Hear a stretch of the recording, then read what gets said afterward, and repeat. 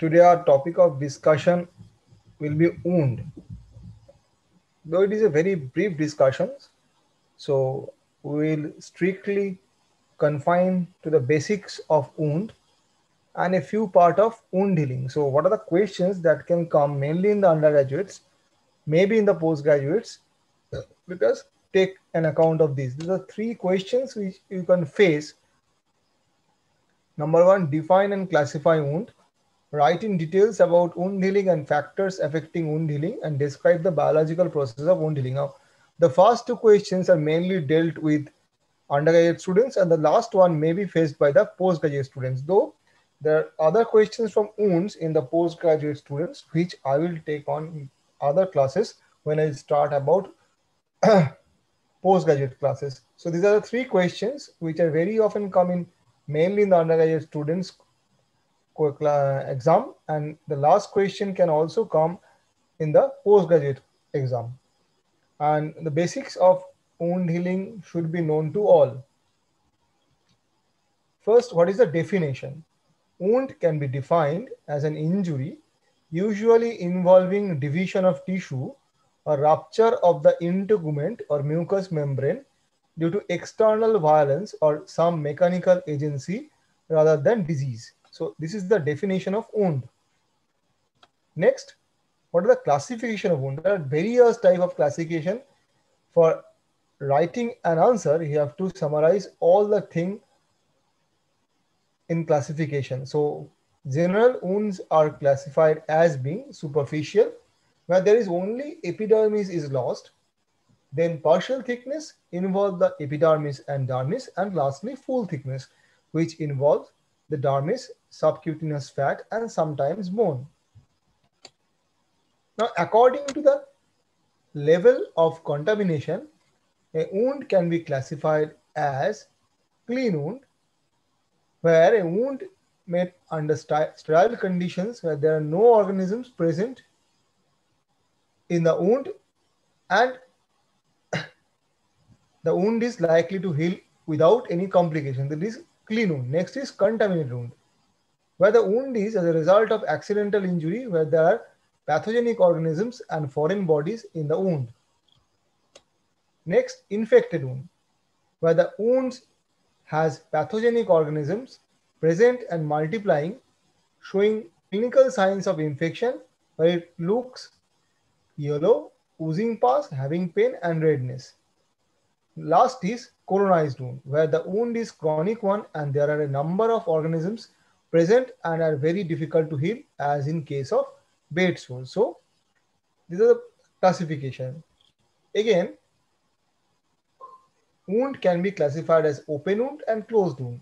Among the open wound, it can also be sub-classified according to the object that caused the wound. The types of open wound are incisions or incised wound, which is caused by a clean, sharp-edged object such as a knife, razor or glass or splinter. Next, lacerations, irregular tear-like wounds caused by some blunt trauma. Lacerations and incisions may appear linear, which can be regular, or stellate, that is irregular. The term laceration is commonly misused in reference to incisions.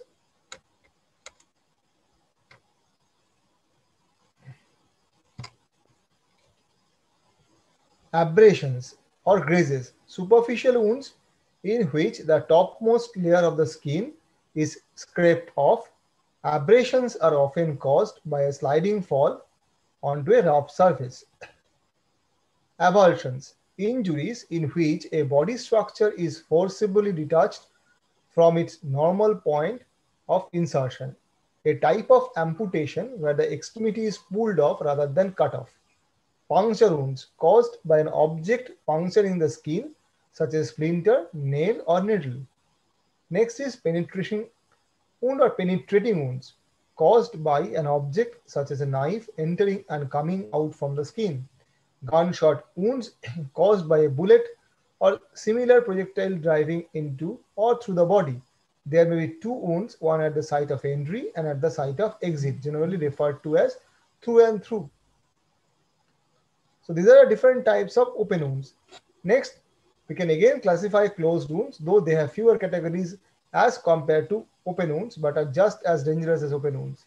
The types of closed wounds are hematomas, also called a blood tumor caused by damage to a blood vessel that in turn caused blood to collect under the skin.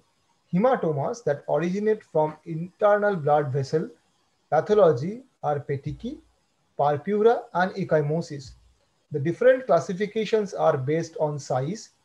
Hematomas that originate from an external source of trauma or contusions, also commonly called bruises. Crash injury caused by a great or extreme amount of force applied over a long period of time.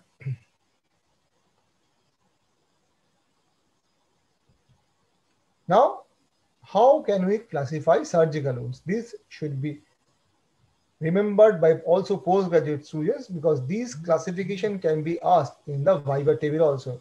There are four classes. Class 1 is clean, which is uninfected operative wound where no inflammation is encountered and respiratory, GI, genital and urinary tracts are not entered because that is they're completely not breached. Wounds are primarily closed and the drain if needed is connected to a closed system. Next is class 2, that is clean contaminated. That is initially they have no signs of infection at the time of surgery but do involve repairing or removing an organ like removal of lung for pneumonectomy, appendicectomy and different vaginal procedures. They are termed as clean contaminated wound.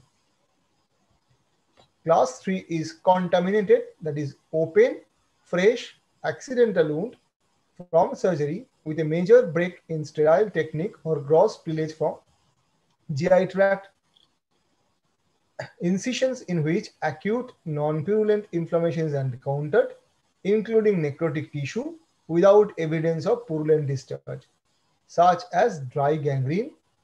Class 4 is dirty or infected, that is old traumatic wounds with retained devitalized tissues, procedures with existing clinical infection, that is where already pus is present or in perforated viscera like intestinal perforation or any hollow viscous perforation. So these are the four classes of surgical wounds. Now next is what are the local and systemic impediments to wound healing. Systemic are malnutrition, diabetes mellitus, drugs like steroids and cytotoxins, obesity, shock, immunodeficiency and renal failure. Local are wound infection, wound necrosis, foreign bodies, wound hypoperfusion and hypoxia, repeated trauma, irradiated tissue and neoplasm. Now, dealing with intrinsic or local factors. Ischemia, hypoxia are common contributing causes of non-healing wounds. Atherosclerosis or local damage to vessels in the form of trauma or vasculitis causes ischemia and subsequent hypoxia in the wound. Hypoxia leads to impaired collagen synthesis, prevent fibroblast migration, and increases the susceptibility of the wound to infection. Infection in the wound delays healing. The host's resistance can be impaired by diabetes, malnutrition, malignancy, steroids, or other immunosuppressive therapies. If they are allowed to persist, wound infection lead to increased tissue destruction and alter the effect of cytokines on wound healing. The presence of foreign bodies and necrotic tissue can contribute to delayed wound healing. Chronic venous insufficiency leads to persistent venous hypertension and chronic edema in the lower extremities. These factors in turn lead to pericapillary fibrosis, tissue ischemia, and the liberation of superoxide radicals, which are thought to result in delayed wound healing in extremities with chronic venous insufficiency. Ionizing radiation to the wound leads to abnormal wound healing. Edema, acute swelling, especially around joints, can lead to skin breakdown and full thickness skin loss. Now come to extrinsic or systemic factors. Malnutrition alters normal healing through the indirect and the direct effects of vitamin and mineral deficiency.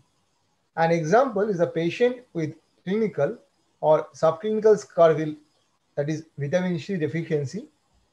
Such an individual produces inadequately hydroxylated collagen and the healed wound becomes significantly weakened as a result. Diabetes mellitus is believed to affect healing adversely at every level and in every phase of the healing process.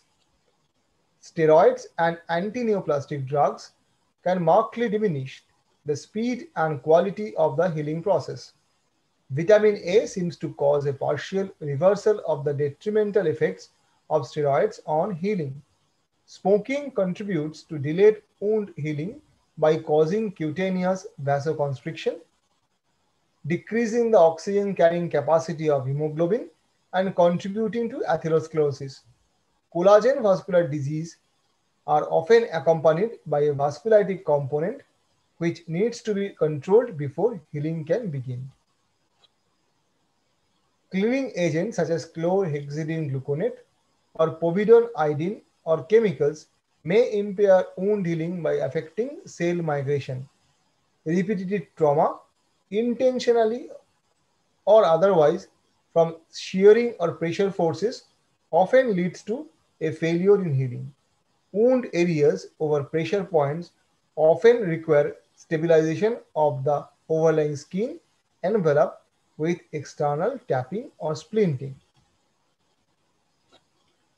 Now, wounds in patients with renal disease and liver disease often heal more slowly due to chronic protein deficiencies and reduced capacities for protein synthesis.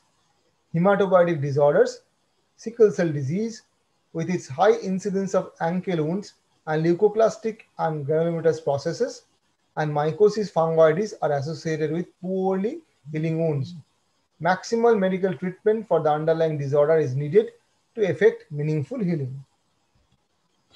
Now, before going to the next topic, the certain agents which can aid in the healing process like vitamins, vitamin A, vitamin C, and also vitamin E. And among the micronutrients, zinc, selenium, and cobalt are very useful for the increase in the process of wound healing, and also of iron supplements can also aid to the wound healing. Now coming to the biological process of wound healing.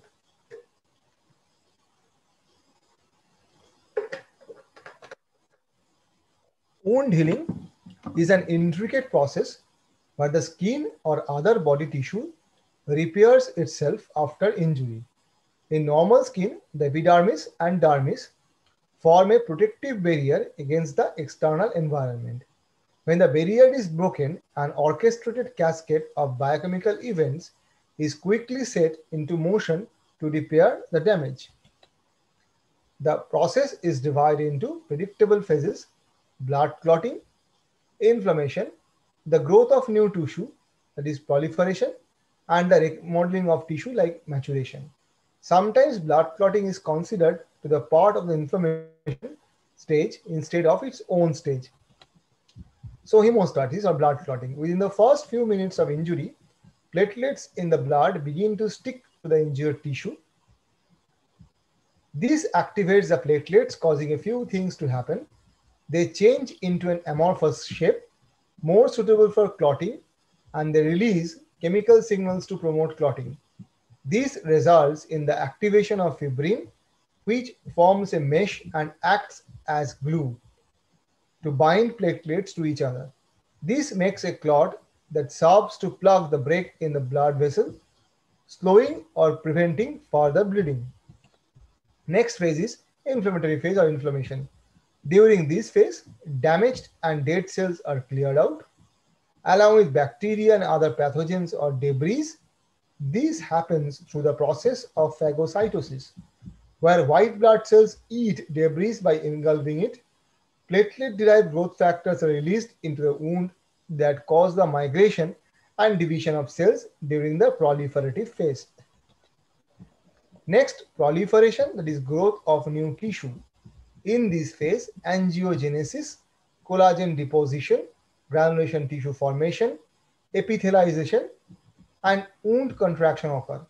In angiogenesis, vascular endothelial cells form new blood vessels. In fibroplasia and granulation tissue formation, fibroblasts grow and form a new provisional extracellular matrix by excreting collagen and fibronectin. Concurrently, re-epithelialization of the epidermis occurs, in which epithelial cells proliferate and crawl atop the wound bed, providing cover for the new tissue. In wound contraction, myofibroblasts decrease the size of the wound by gripping the wound edges and contracting using a mechanism that resembles that in smooth muscle cells. When the cells rolls are close to complete, unneeded cells undergo apoptosis. Maturation or remodeling. During maturation and remodeling, collagen is realigned along tension lines, and cells that are no longer needed are removed by programmed cell death or apoptosis. So this is in short about wound.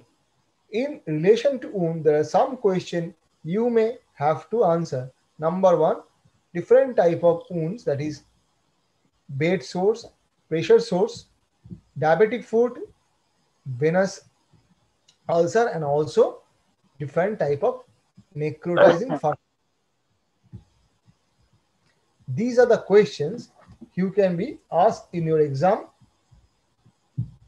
and these will come as a part of long question or separately short questions. Diabetic foot management is also a part and parcel of postgraduate teaching. So these things can be taken up later on.